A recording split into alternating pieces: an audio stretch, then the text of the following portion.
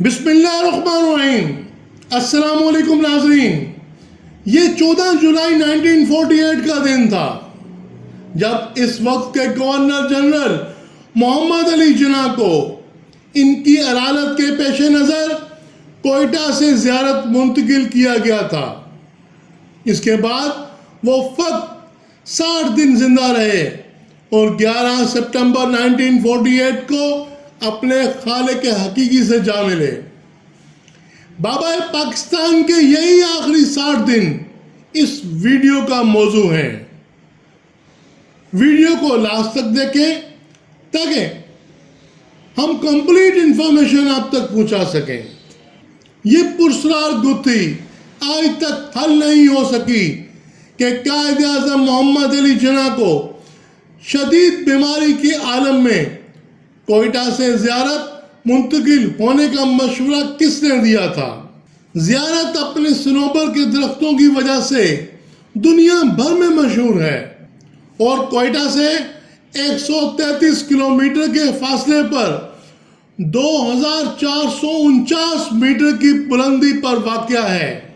یہ جگہ ایک بزرگ خورواری بابا کی آخری آرام گاہ کی نسبت سے زیارت کہلاتی ہے اور جناح کی آرام گاہ بھی، اور قائد اعظم ریزیڈنسی زیارت سے 10 کلومیٹر کے فاصلے پر واقع ہے۔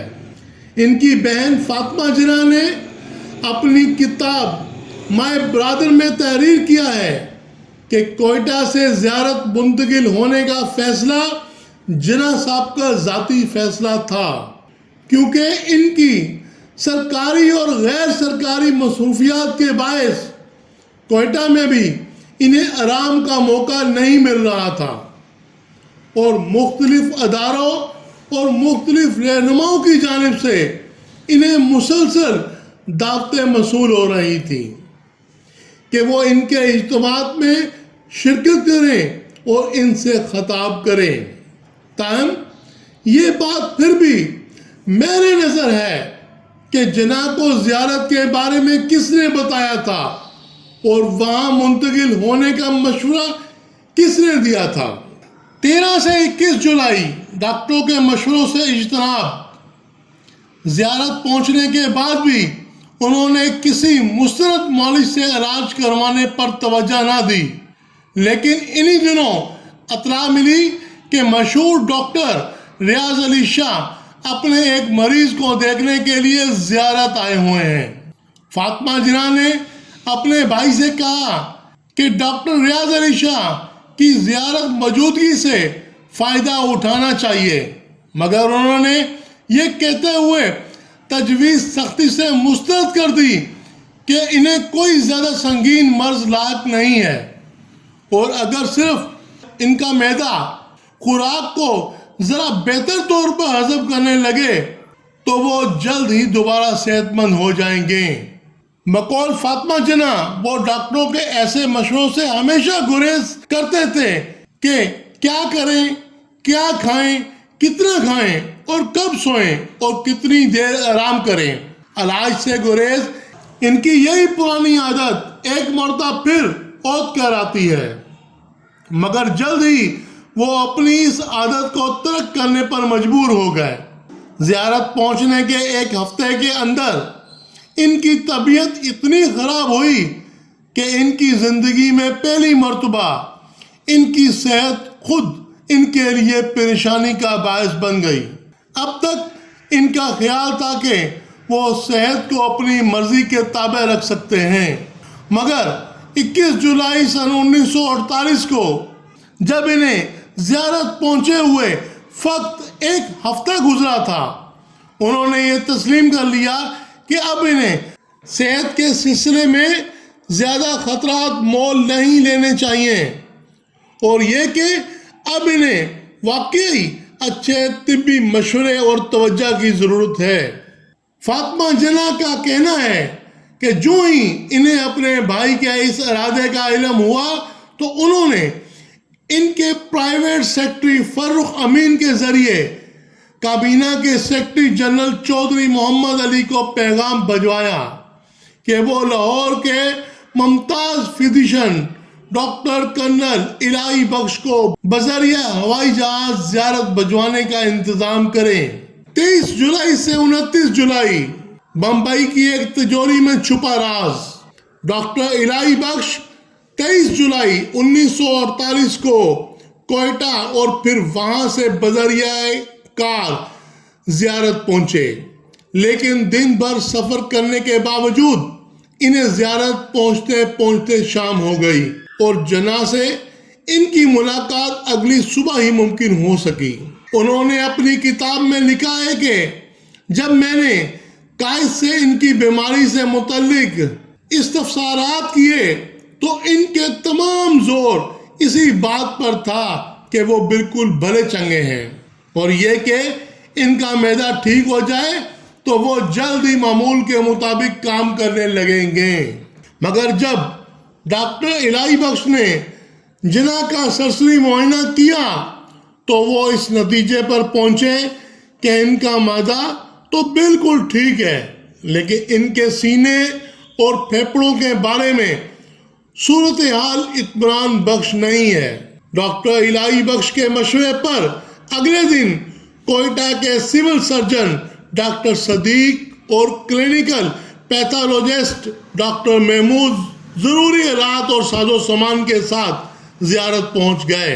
उन्होंने फौरी तौर पर जना साहब के टेस्ट किए, जिनके नतीजे ने डॉक्टर इलाही बख्श के इन खदशात की तस्दीक कर दी कि वो तपेदिक के मर्ज में मुब्तला हैं।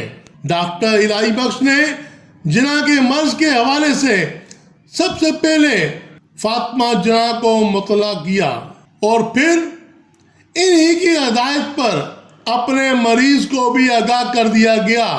डॉक्टर इलाही बख्श लिखते हैं, कायद आज़म ने जिस अंदाज में मेरी तशखीस को सुना, मैं इससे इंतहाई मुतासिर हुआ।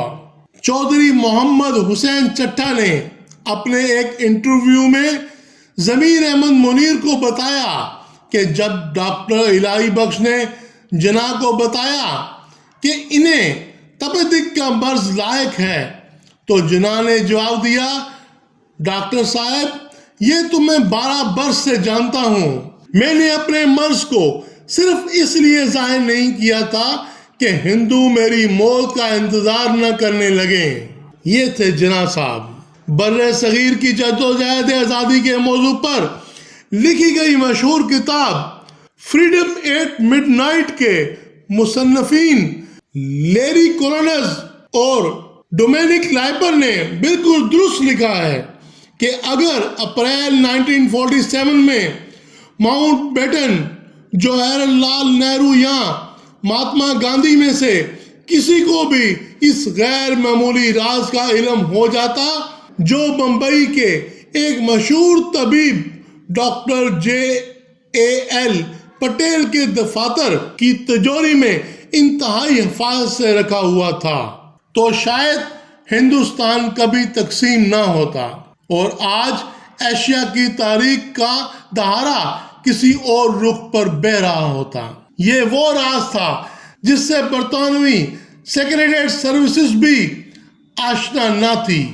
ये राज जना के फेफड़ों की एक एक्सरे फिल्म थी जिसमें बानिए पाकिस्तान के फेफड़ों पर टेबल टेनिस की गेंद के बराबर 2 बड़े बड़े धब्बे साफ नजर आ रहे थे। हर धब्बे के गिर्द एक बाल सा था, जिससे यह बिल्कुल वाजिया हो जाता था कि ये तपेदिक का मर्ज जना के फेफड़ों पर किस कदर जहाना अंदाज में हमला आवर हो चुका है। डॉक्टर पटेल ने जना की दरख्वास्त पर इन एक्सरेज के बारे में कभी किसी को कुछ ना बताया। ताहम उन्होंने जना को इलाज और सेहतयाबी के लिए ये मशवरा जरूर दिया कि इनका इलाज सिर्फ और सिर्फ आराम में मुजम्मर है, मगर बानिए पाकिस्तान के पास आराम का वक्त कहाँ था। इनके पास वक्त कम था और काम बहुत ज्यादा था। वो बाकायदा इलाज का एहतमाम कभी ना कर सके। वो इतनी आनी हिम्मत के मालिक थे कि उन्होंने اپنے مرض کے بارے میں اپنی عزیز ترین بہن کو بھی آگاہ نہیں کیا، حتیٰ کہ انہوں نے ڈاکٹر الہی بخش کو بھی اپنے راز سے اس ہی وقت آگاہ کیا جب وہ خود یہی تشخیص کر چکے تھے۔ ماؤنٹ بیٹن نے خاصے طویل عرصے بعد لیری کولنز اور ڈومینک لیپیئر کو ایک انٹرویو میں بتایا کہ ساری طاقت جناح کے ہاتھ میں تھی۔ اگر کسی نے مجھے بتایا ہوتا کہ وہ بہت کم عرصے میں ہی فوت ہو جائیں گے تو میں ہندوستان کو تقسیم نہ ہونے دیتا۔ یہ واحد صورت تھی کہ ہندوستان متحدہ صورت میں برقرار رہتا۔ راستے کا پتھر صرف مسٹر جناح تھے۔ دوسرے رہنما اس قدر بے لوچ نہیں تھے، اور مجھے یقین ہے کہ کانگریس ان لوگوں کے ساتھ کسی مفاہمت پر پہنچ جاتی اور پاکستان تا قیامت وجود میں نہ آتا۔ ڈاکٹر الہی بخش لکھتے ہیں، جب مرض کی تشخیص ہو گئی تو میں نے ایک جانب علاج اور خوراک میں مناسب رد و بدل کی، اور دوسری جانب لاہور سے ڈاکٹر ریاض علی شاہ، ڈاکٹر ایس عالم اور ڈاکٹر غلام محمد کو ٹیلی گرام دیا کہ وہ ضروری ساز و سامان اور سفری ایکس ریز کے آلات لے کر فوراً زیارت پہنچے۔ 30 جولائی وزیر اعظم سے ملاقات اور جناح کا دوا لینے سے انکار۔ 30 جولائی 1948 کو جناح کے یہ تمام معالجین زیارت پہنچ گئے۔ اس دن ایک دن پہلے بابا قوم کی دیکھ بھال کے لیے کوئٹہ سے ایک تربیتی یافتہ نرس فلس ڈلم کو بھی زیارت بلوایا جا چکا تھا۔ اب خدا کر کے جناح کا باقاعدگی سے علاج شروع ہونے کے امکانات پیدا ہو گئے تھے۔ اسی دن ایک ایسا واقعہ پیش آیا جس پر اب تک خاموشی کے پرسرار پردے پڑے ہوئے ہیں، اور جو لوگ اس سے واقف بھی ہیں ان کا یہی اصرار ہے کہ اس واقعے کو اب بھی راز ہی رہنے دیا جائے۔ یہ واقعہ سب سے پہلے محترمہ فاطمہ جناح نے اپنی کتاب مائی برادر میں قلم بند کیا تھا۔ انہوں نے یہ کتاب جی ارانا کی مدد سے تحریر کی تھی۔ ان کی وفات کے بعد اس کا مسودہ ان کاغذات میں دستیاب ہوا جو اب اسلام آباد کی قومی ادارہ برائے تحفظ دستاویزات پاکستان نیشنل آرچیو میں محفوظ ہے۔ اس مسودے کو 1987 میں قائد اعظم اکیڈمی کراچی نے کتابی شکل میں شائع کیا تھا، مگر اس کتاب میں سے ان پیراگراف کو حذف کر دیا گیا تھا جو محترمہ نے 30 جولائی 1948 کو پیش آنے والے ایک واقعے کے حوالے سے تحریر کیے تھے۔ محترمہ نے اس کتاب میں لکھا، جولائی کے آخر میں ایک روز وزیر اعظم لیاقت علی خان اور چودھری محمد علی بغیر کسی پیش کی اطلاع کے اچانک زیارت پہنچ گئے۔ وزیر اعظم نے ڈاکٹر الہی بخش سے پوچھا کہ جناح صاحب کے مرض کے بارے میں ان کی تشخیص کیا ہے۔ ڈاکٹر نے کہا کہ انہیں فاطمہ جناح نے بلایا ہے اور وہ اپنے مریض کے بارے میں صرف انہی کو کچھ بتا سکتے ہیں۔ وزیر اعظم نے اصرار کیا کہ وہ بطور وزیر اعظم گورنر جنرل کی صحت کے بارے میں فکر مند ہیں، لیکن تب بھی ڈاکٹر الہی بخش کا موقف یہی رہا کہ وہ اپنے مریض کی اجازت کے بغیر کسی کو کچھ نہیں بتا سکتے۔ فاطمہ جناح آگے لکھتی ہیں، میں اس وقت بھائی کے پاس بیٹھی ہوئی تھی جب مجھے بتایا گیا کہ وزیر اعظم اور کابینہ کے سیکرٹری جنرل ان سے ملاقات کرنا چاہتے ہیں۔ میں نے اس کی اطلاع بھائی کو دی تو وہ مسکرائے اور بولے، فاطی تم جانتی ہو وہ یہاں کیوں آیا ہے؟ وہ دیکھنا چاہتا ہے کہ میری بیماری کتنی شدید ہے اور یہ کہ میں اب کتنے دن زندہ رہوں گا۔ چند منٹ بعد انہوں نے اپنی بہن سے کہا، نیچے جاؤ، وزیر اعظم سے کہو میں اس سے بھی ملوں گا۔ فاطمہ جناح نے بھائی سے گزارش کی کہ بہت دیر ہو چکی ہے، آپ ان سے صبح مل لیجئے گا، مگر جناح صاحب نے حکم دیا نہیں، اسے ابھی آنے دو، وہ خود آ کر اپنی آنکھوں سے دیکھ لے۔ وہ لکھتی ہیں دونوں کی ملاقات آدھے گھنٹے جاری رہی۔ جو ہی لیاقت علی خان واپس نیچے آئے تو میں اوپر اپنے بھائی کے پاس گئی۔ وہ بری طرح تھکے ہوئے تھے، ان کا چہرہ اترا ہوا تھا۔ انہوں نے مجھ سے پھلوں کا جوس مانگا اور پھر چودھری محمد علی کو اندر بلوا لیا، جو 15 منٹ تک ان کے پاس رہے۔ پھر جب وہ دوبارہ تنہا ہوئے تو میں اندر ان کے پاس گئی۔ میں نے پوچھا کیا وہ جوس یا کافی کچھ لینا پسند کریں گے، مگر انہوں نے کوئی جواب نہیں دیا۔ وہ کسی گہری سوچ میں گم تھے۔ اتنے میں رات کے کھانے کا وقت ہو گیا۔ بھائی نے مجھ سے کہا بہتر ہے کہ تم نیچے چلی جاؤ اور ان کے ساتھ کھانا کھاؤ۔ نہیں، انہوں نے زور دے کر کہا، میں آپ ہی کے پاس بیٹھوں گی اور یہی پر کھانا کھا لوں گی۔ نہیں بھائی، نہیں، بھائی نے کہا یہ مناسب نہیں ہے، وہ یہاں ہمارے مہمان ہیں، جاؤ اور ان کے ساتھ کھانا کھاؤ۔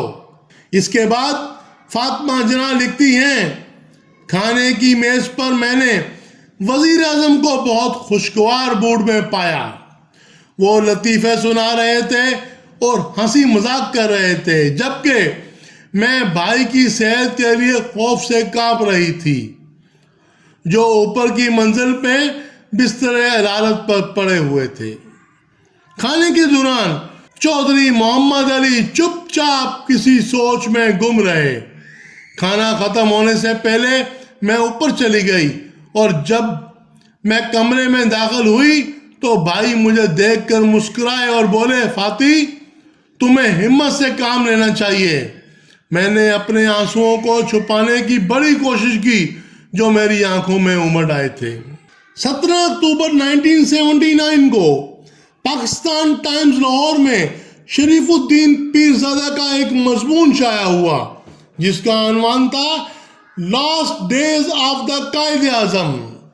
اس مضمون میں انہوں نے ممتاز ماہر قانون ایم اے رحمان کی ایک خط کا حوالہ دیا۔ اس خط میں ایم اے رحمان نے انہیں لکھا تھا کہ ڈاکٹر کرنل الہی بخش کے بیٹے ہمایوں خان نے بھی انہیں اس واقعے کے بارے میں بتایا تھا۔ اس روایت کے مطابق قائد اعظم پر دوا کا اثر بڑا موافق ہو رہا تھا اور وہ بتدریج صحت یاب ہو رہے تھے۔ ایک روز لیاقت علی خان قائد اعظم سے ملنے کے لیے زیارت آئے۔ وہ ان کے ساتھ تقریباً 1 گھنٹہ رہے۔ اسی دوران دوا کھلانے کا وقت آ گیا، لیکن میرے والد اندر جا کر قائد اعظم کو دوا نہیں دے سکتے تھے کیونکہ اندر جو ملاقات ہو رہی تھی وہ بے حد خفیہ تھی۔ چنانچہ وہ باہر انتظار کرتے رہے تاکہ ملاقات ختم ہوتے ہی وہ قائد اعظم کو دوا کھلا سکیں۔ جب لیاقت علی خان کمرے سے باہر نکلے تو میرے والد فوراً کمرے میں داخل ہوئے اور قائد اعظم کو دوا کھلانا چاہی۔ انہوں نے دیکھا کہ قائد اعظم پر سخت اضطرابی افسردگی طاری ہے اور انہوں نے دوا کھانے سے انکار کر دیا اور کہا کہ اب میں مزید زندہ نہیں رہنا چاہتا۔ اس کے بعد والد صاحب کی بھرپور کوششیں اور اصرار کے باوجود قائد اعظم نے اپنے ڈاکٹر کے ساتھ تعاون کرنے سے انکار کر دیا۔ ہمایوں خان نے مزید بتایا کہ قائد اعظم کے انتقال کے فوراً بعد لیاقت علی خان نے میرے والد کو بلوایا۔ لیاقت علی خان نے ان سے پوچھا کہ اس روز زیارت میں جب میں کمرے سے باہر نکل آیا اور آپ اندر گئے تو قائد اعظم نے آپ سے کیا بات کی تھی؟ میرے والد نے لیاقت علی خان کو بہت یقین دلانے کی کوشش کی کہ قائد نے آپ دونوں کے مابین ہونے والی گفتگو کے بارے میں مجھ سے قطعاً کوئی بات نہیں کی تھی، سوائے اس کے کہ اس کے بعد قائد نے دوا کھانی بند کر دی تھی۔ لیکن میرے والد کے اس جواب سے لیاقت علی خان کو تسلی نہیں ہوئی۔ لیاقت علی خان کافی دیر تک میرے والد کو زیر کرنے کی کوشش کرتے رہے۔ جب ان کی ملاقات ختم ہوئی اور میرے والد کمرے سے نکلے تو لیاقت علی خان نے انہیں واپس بلوایا اور انہیں تنبیہ کی کہ اگر انہوں نے کسی اور ذریعے اس ملاقات کے بارے میں کچھ سنا تو انہیں یعنی میرے والد صاحب کو سنگین نتائج بھگتنا پڑیں گے۔ یہ ڈاکٹر کرنل الہی بخش کے صاحبزادے ہمایوں خان کی بیان کردہ روایت ہے جو ہم تک اے آر رحمان اور شریف الدین پیرزادہ کے توسط سے پہنچی ہے۔ اس کی صحت پر بحث کی گنجائش ہو سکتی ہے کیونکہ خود ڈاکٹر کرنل الہی بخش نے اپنی کتاب قائد اعظم کے آخری ایام میں اس سے مختلف بیان دیا ہے۔ وہ لکھتے ہیں، نیچے اترا تو وزیر اعظم سے ڈرائنگ روم میں ملاقات ہوئی۔ وہ اسی روز مسٹر محمد علی کے ساتھ قائد اعظم کی مزاج پرسی کے لیے تشریف لائے تھے۔ انہوں نے بڑی بےتابی سے قائد اعظم کی کیفیت دریافت کی اور اس بات پر اطمینان کا اظہار کیا کہ مریض کو اپنے ڈاکٹر پر اعتماد ہے اور انشاءاللہ اس کا ان کی صحت پر اچھا اثر پڑے گا۔ انہوں نے بہت تاکید کی کہ قائد اعظم کی اس طویل بیماری کی جڑ کا ضرور کھوج لگایا جائے۔ میں نے انہیں یقین دلایا کہ قائد اعظم کی حالت تشویشناک ہونے کے باوجود وہ پر امید ہیں کہ اگر انہوں نے وہ جدید دوائیں کھا لیں جو کراچی سے منگوائی جا رہی ہیں تو ممکن ہے وہ صحت یاب ہو جائیں۔ بڑی امید افزا بات یہ ہے کہ مریض میں مدافعت کی کافی قوت ہے۔ وزیر اعظم اپنے رہنما اور پرانے رفیق کی حالت سے بہت افسردہ تھے۔ ان کی دل سوزی سے میں بہت متاثر ہوا۔ اب حقیقت کیا ہے؟ اس کا علم تو صرف ان 5 شخصیات ہی کو تھا جو اس وقت موقع پر موجود تھیں۔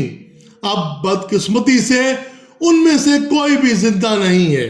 واقعے پر بھی برسوں سال کی گرد جم چکی ہے اور اب ایسا کوئی ذریعہ باقی نہیں جو قوم کو اس واقعے کی اصلیت سے آگاہ کر سکے۔ 31 جولائی سے 12 اگست جناح کا پسندیدہ باورچی۔ 2-3 دن میں جناح صاحب کی حالت اتنی بہتر ہو گئی کہ 3 اگست کو ڈاکٹر کرنل الہی بخش نے ان سے لاہور جانے کے لیے 4 روز کی رخصت بھی حاصل کر لی۔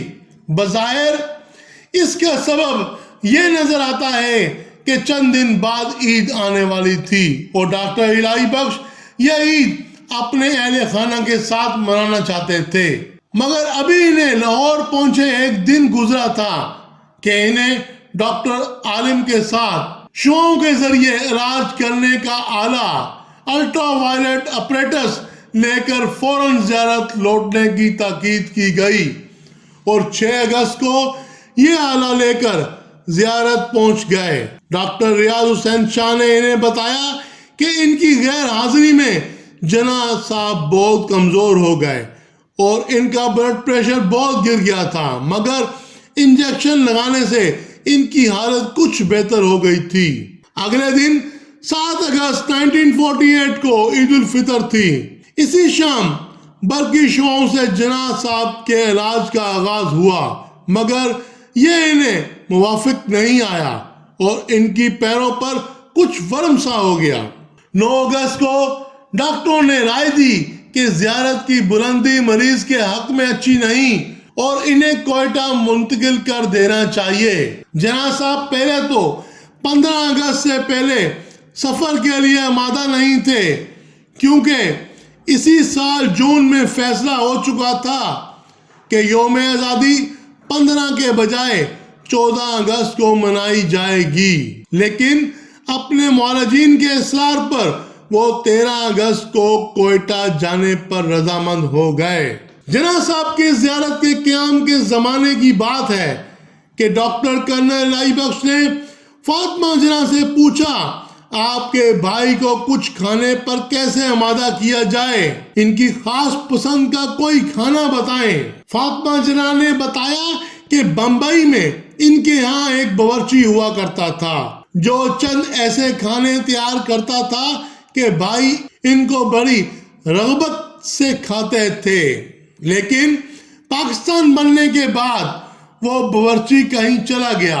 انہیں یاد تھا کہ وہ لائل پور موجودہ فیصل آباد کا رہنے والا تھا اور کہا کہ شاید وہاں سے اس کا کچھ عطا پتہ مل سکے۔ یہ سن کر ڈاکٹر صاحب نے حکومت پنجاب سے درخواست کی کہ اس باورچی کو تلاش کر کے فوراً زیارت بھجوایا جائے۔ کسی نہ کسی طرح وہ باورچی مل گیا اور اسے فوراً ہی زیارت بھجوا دیا گیا۔ تاہم جناح صاحب کو اس کی آمد کے بارے میں کچھ نہیں بتایا گیا۔ کھانے کی میز پر انہوں نے اپنے مرغوب کھانے دیکھتے ہوئے تعجب کا اظہار کیا اور خوش ہو کر خاصا کھانا کھا لیا۔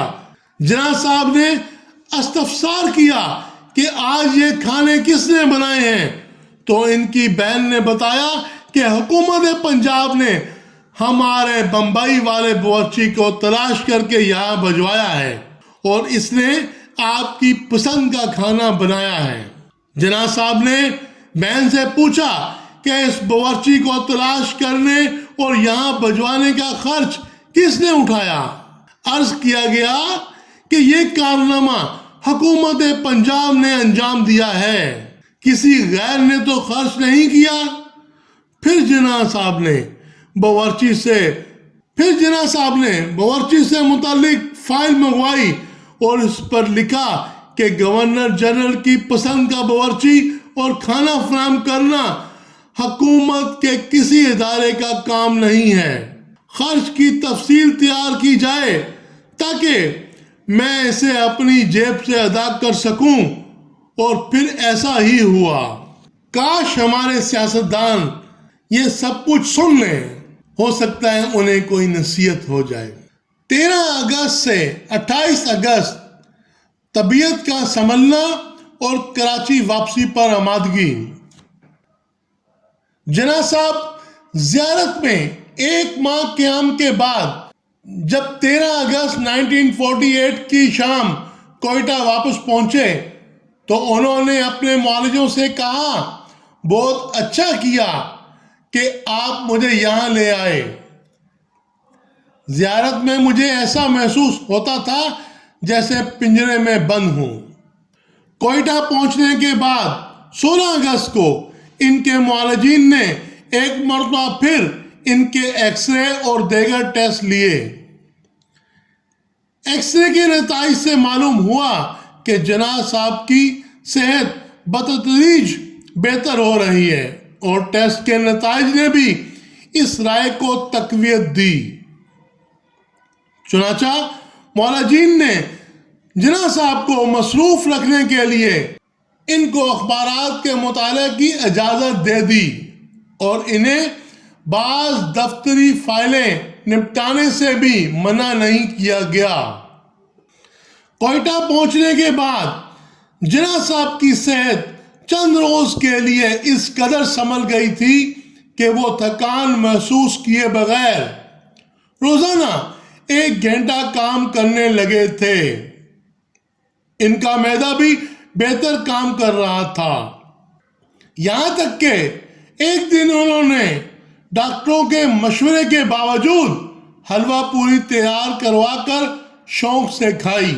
چند دن بعد انہوں نے ڈاکٹروں کی اجازت سے سگریٹ نوشی بھی شروع کر دی۔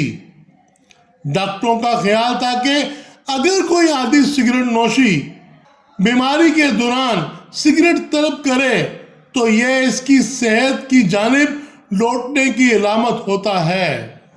اب ڈاکٹروں نے جناح صاحب کی صحت کا مزید جائزہ لیتے ہوئے ان سے گزارش کی کہ انہیں کوئٹہ سے کراچی منتقل ہو جانا چاہیے، لیکن جناح صاحب اسٹریچر پر لیٹے لاچار کیفیت میں گورنر جنرل ہاؤس نہیں جانا چاہتے تھے۔ ان سے بار بار درخواست کی گئی تو وہ اس شرط پر کراچی جانے پر آمادہ ہو گئے کہ وہ گورنر جنرل ہاؤس میں نہیں بلکہ ملیر میں نواب آف بہاولپور کی رہائش گاہ میں قیام کریں گے۔ ان دونوں نواب آف بہاولپور انگلستان میں مقیم تھے۔ جناح سے کہا گیا کہ ان کی قیام گاہ میں رہائش کے لیے ان کو ایک خط تحریر کرنا پڑے گا، تو ان کی اصولی پسندی نے انہیں یہ خط تحریر کرنے کی اجازت نہیں دی۔ وہ نہیں چاہتے تھے کہ وہ مملکت کے گورنر جنرل ہوتے ہوئے اپنی مملکت میں شامل ایک ریاست کے نواب سے کسی قسم کی سہولت حاصل کرنے کے لیے باقاعدہ اجازت طلب کریں۔ 29 اگست میں اپنا کام پورا کر چکا ہوں۔ 29 اگست 1948 کو ڈاکٹر الہی بخش نے جناح صاحب کا ایک مرتبہ پھر معائنہ کیا۔ وہ لکھتے ہیں، قائد اعظم کو معائنہ کرنے کے بعد میں نے یہ امید ظاہر کی جس ریاست کو آپ وجود میں لائے ہیں اسے پوری طرح مستحکم اور استوار کرنے کے لیے بھی دیر تک زندہ رہیں۔ میرے وہم و گمان میں بھی نہ آیا تھا کہ میرے جذبات سے وہ غمگین ہو جائیں گے۔ ان کے یہ الفاظ اور ان کا افسردہ اور یاس انگیز لہجہ میں کبھی نہیں بھول سکتا۔ جناح صاحب نے ڈاکٹر الہی بخش کو مخاطب کر کے کہا، آپ کو یاد ہے جب آپ پہلی بار زیارت آئے تھے تو میں زندہ رہنا چاہتا تھا، لیکن اب میرا مرنا جینا برابر ہے۔ ڈاکٹر الہی بخش لکھتے ہیں کہ یہ الفاظ زبان سے ادا کرتے وقت ان کی آنکھوں میں آنسو آ گئے۔ ایک ایسے شخص کو آبدیدہ دیکھ کر جسے جذبات سے یکسر آری اور فولاد کی طرح سخت سمجھا جاتا تھا، ڈاکٹر الہی بخش دنگ رہ گئے۔ جناح صاحب اس وقت بتدریج روبہ صحت تھے، اس لیے جناح صاحب کی مزمل طبیعت سے انہیں اور بھی حیرانی ہوئی۔ انہوں نے وجہ دریافت کی تو جناح صاحب نے فرمایا، میں اپنا کام پورا کر چکا ہوں۔ ڈاکٹر الہی بخش لکھتے ہیں، اس جواب سے میری الجھن اور بڑھ گئی اور خیال ہوا کہ وہ اصل بات پوشیدہ رکھنا چاہتے ہیں، اور جو وجہ انہوں نے بیان کی وہ یوں ہی ٹالنے کے لیے ہے۔ میں رہ رہ کر سوچتا تھا کہ کیا آج سے 5 ہفتے پہلے ان کا کام نامکمل تھا اور اب یکایک پایا تکمیل کو پہنچ گیا ہے۔ میں یہ محسوس کیے بغیر نہ رہ سکا کہ کوئی بات ضرور ہے جس نے ان کے جینے کی آرزو مٹا دی ہے۔ یہی واقعہ فاطمہ جناح نے بھی تحریر کیا ہے، مگر قدرے مختلف الفاظ میں۔ وہ لکھتی ہیں، اگست کے آخری دنوں میں جناح پر اچانک مایوسی کا غلبہ ہو گیا۔ ایک دن میری آنکھوں میں غور سے دیکھتے ہوئے انہوں نے کہا، فاطی، اب مجھے زندہ رہنے سے کوئی دلچسپی نہیں، میں جتنی جلد چلا جاؤں اتنا ہی بہتر ہے۔ یہ بدشگونی کے الفاظ تھے۔ میں لرز اٹھی جیسے میں نے بجلی کے ننگے تار کو چھو لیا ہو۔ پھر بھی میں نے صبر و ضبط سے کام لیا اور کہا، جی آپ جلد ہی اچھے ہو جائیں گے، ڈاکٹروں کو پوری امید ہے۔ میری یہ بات سن کر وہ مسکرائے۔ اس مسکراہٹ میں معنی چھپی تھی۔ انہوں نے کہا، نہیں، اب میں زندہ رہنا نہیں چاہتا۔ 1 سپٹمبر سے 10 سپٹمبر ہیمریج اور کراچی واپسی کی تیاری۔ 1 سپٹمبر 1948 کو جناح صاحب نے زیارت سے بڑی فوج کے سربراہ جنرل ڈاکس گریسی کے نام ایک خط تحریر کیا جو بدقسمتی سے ان کی آخری تحریر ثابت ہوئی۔ اس خط میں انہوں نے لکھا، میں نے آپ کے خط کی ایک نقل قائد اعظم ریلیف فنڈ کے نائب صدر کو بھیج دی ہے اور میں نے اس فنڈ میں سے 3 لاکھ روپے کی امداد کی منظوری دے دی ہے جو تھل پروجیکٹ کے مہاجر فوجیوں کے بہبود کے لیے مخصوص ہے۔ اسی روز ڈاکٹر الہی بخش نے مایوسانہ لہجے میں محترمہ فاطمہ جناح کو بتایا کہ ان کے بھائی کو ہیمریج ہو گیا ہے اور انہیں فوراً کراچی لے جانا چاہیے کیونکہ کوئٹہ کی بلندی ان کے لیے موزوں نہیں ہے۔ اگلے آنے والے دنوں میں جناح صاحب کی طبیعت مزید بگڑتی چلی گئی۔ 5 ستمبر کو ڈاکٹر نے تشخیص کیا کہ ان پر نمونیے کا حملہ بھی ہوا ہے۔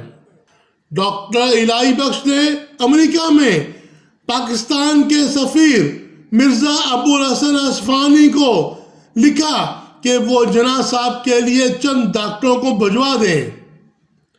ان ڈاکٹروں کے نام ڈاکٹر فیاض علی شاہ نے تجویز کیے تھے۔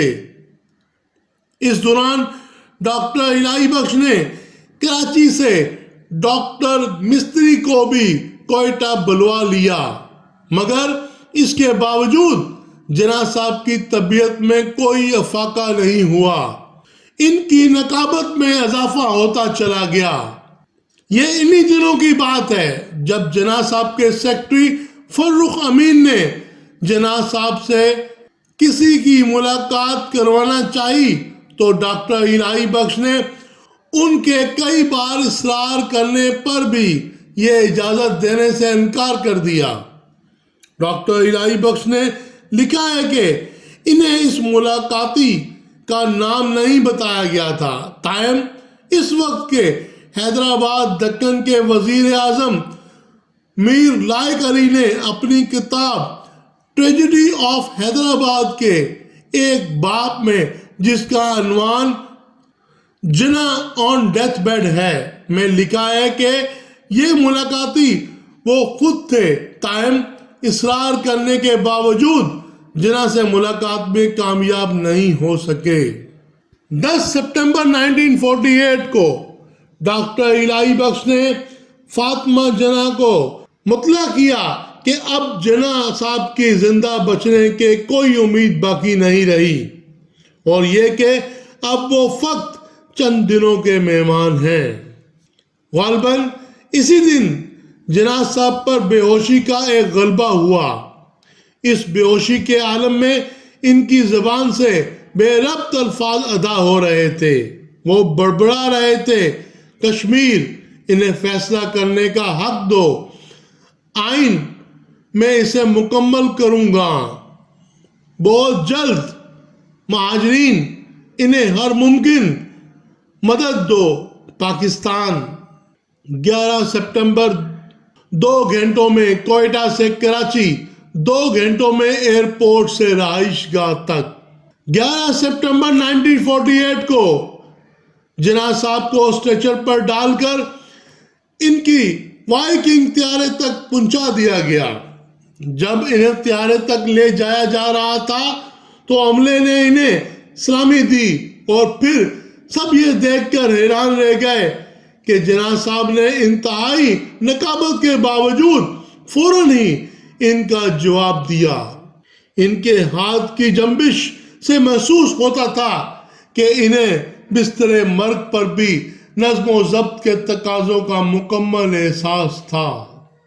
کوئٹہ سے کراچی تک کا سفر 2 گھنٹے میں طے ہوا۔ اس دوران جناح صاحب بڑے بے چین رہے، انہیں بار بار آکسیجن دی جاتی رہی۔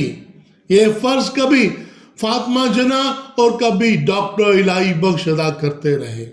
ڈاکٹر مستری، نرس ڈنہم نیول اے ڈی سے لیفٹیننٹ مظہر احمد اور جناح صاحب کے اسسٹنٹ پرائیویٹ سیکرٹری فرخ امین بھی اس طیارے میں سوار تھے۔ طیارہ جناح صاحب کو لے کر سپہر 4:15 بجے ماری پور کے ایئرپورٹ پر اترا۔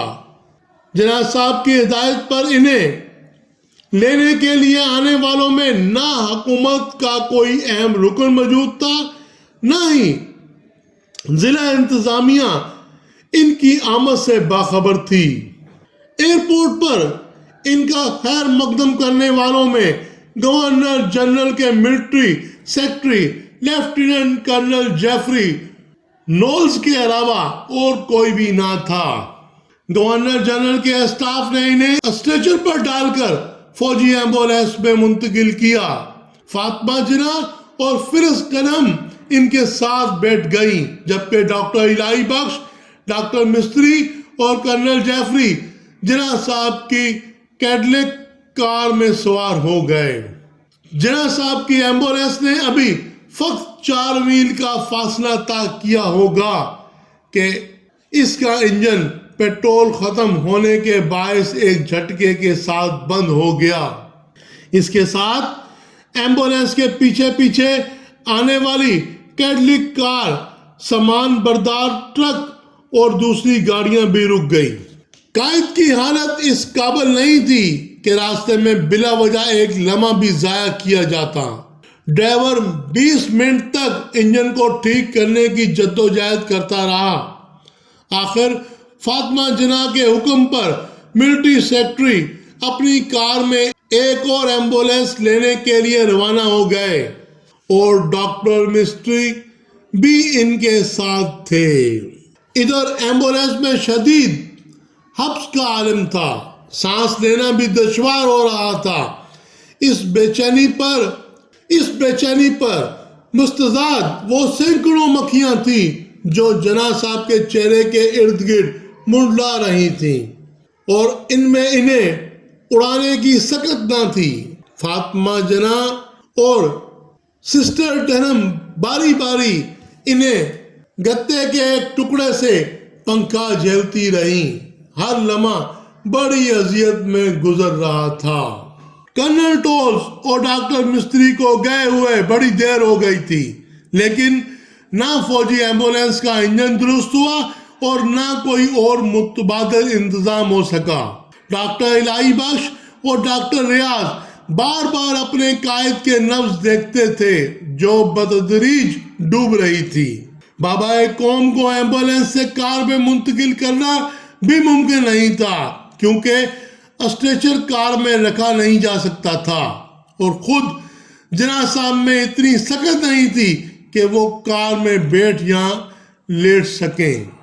اس موقع پر امر انتہا تعجب خیز ہے کہ دارالحکومت میں کسی نے یہ جاننے کی زحمت بھی نہ کی کہ جناح صاحب 4:15 بجے ایئرپورٹ پر اترنے کے باوجود ابھی تک گورنر جنرل ہاؤس کیوں نہیں پہنچے۔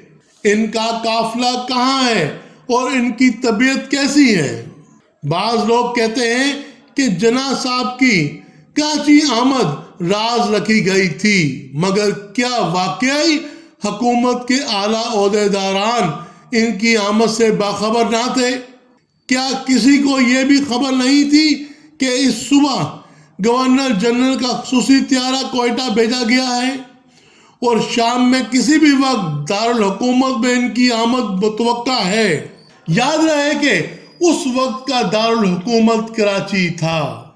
واقفان حال بتاتے ہیں کہ 4 سپٹمبر 1948 کو جب کابینہ کے سیکرٹری جنرل چودھری محمد علی گورنر جنرل کی نازک حالت دیکھ کر کراچی واپس پہنچے تھے، اسی شام وزیر اعظم ہاؤس میں کابینہ کا ہنگامی اجلاس منعقد ہوا تھا۔ یہ ناممکن ہے کہ اس اجلاس میں جناح صاحب کی بیماری زیر بحث نہ آئی ہو۔ اس کے بعد جب میر لائق علی گورنر جنرل سے ملے بغیر کراچی واپس لوٹ آئے تو انہوں نے غلام محمد کی رہائش گاہ پر لیاقت علی خان، چودھری محمد علی اور سر ظفر اللہ خان کو جناح صاحب کی انتہائی تشویشناک حالت سے آگاہ کیا اور بقول میئر لائق علی کے تمام افراد حیرت زدہ رہ گئے تھے۔ اس پس منظر میں جناح صاحب کی کراچی آمد سے حکومت کی کار پردازوں کی بے نیازی اور بے خبری تصویر کی کسی رخ کی نشاندہی کرتی ہے۔ یہ سوال آج بھی لمحہ فکریہ ہے۔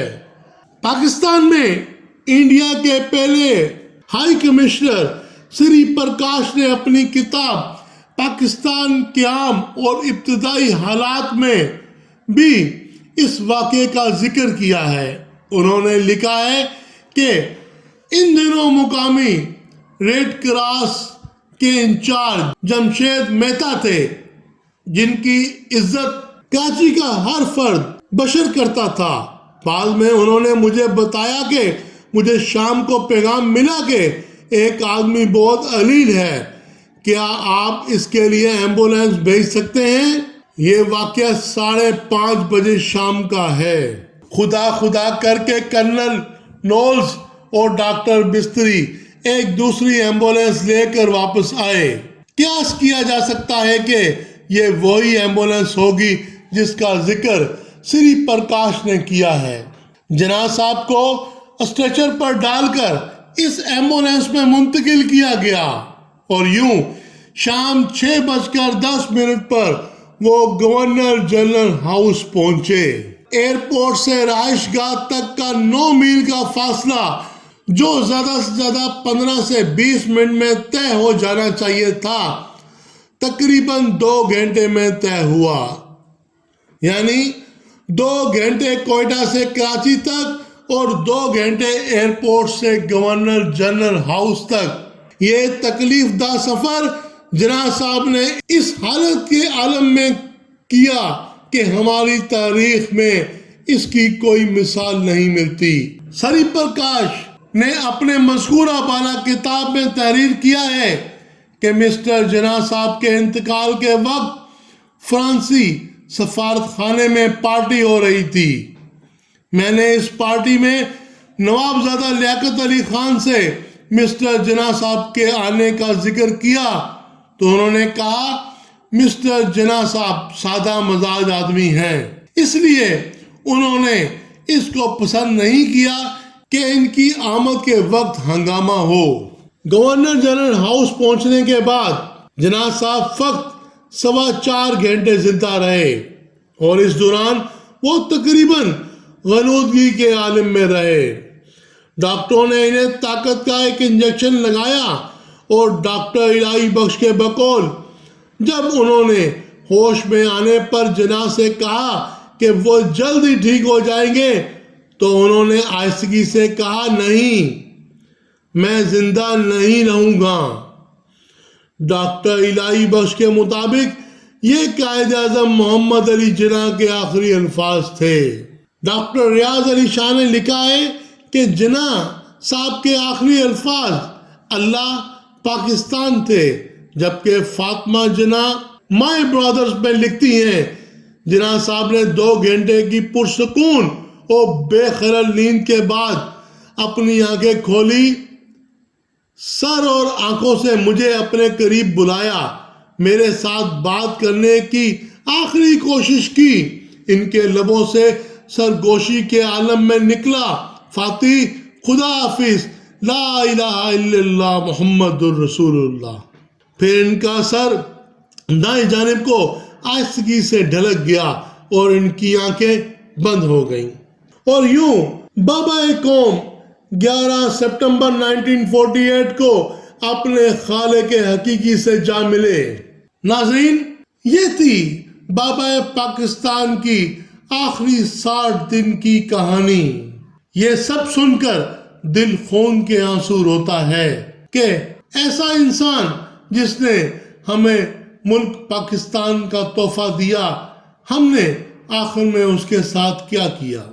ناظرین، میں ہوں عابد ارائیں آپ کے چینل ورلڈ انفارمیشن سے۔ اگر ویڈیو پسند آئے تو چینل کو سبسکرائب کریں اور بیل کا بٹن دبائیں تاکہ آنے والی نئی ویڈیو ہماری آپ تک آسانی سے پہنچ سکیں۔ میں اجازت چاہتا ہوں اس دعا کے ساتھ کہ اللہ تعالیٰ پاکستان کو ہمیشہ قائم رکھے۔ اپنا خیال رکھیں، خوش رہیں۔ شکریہ.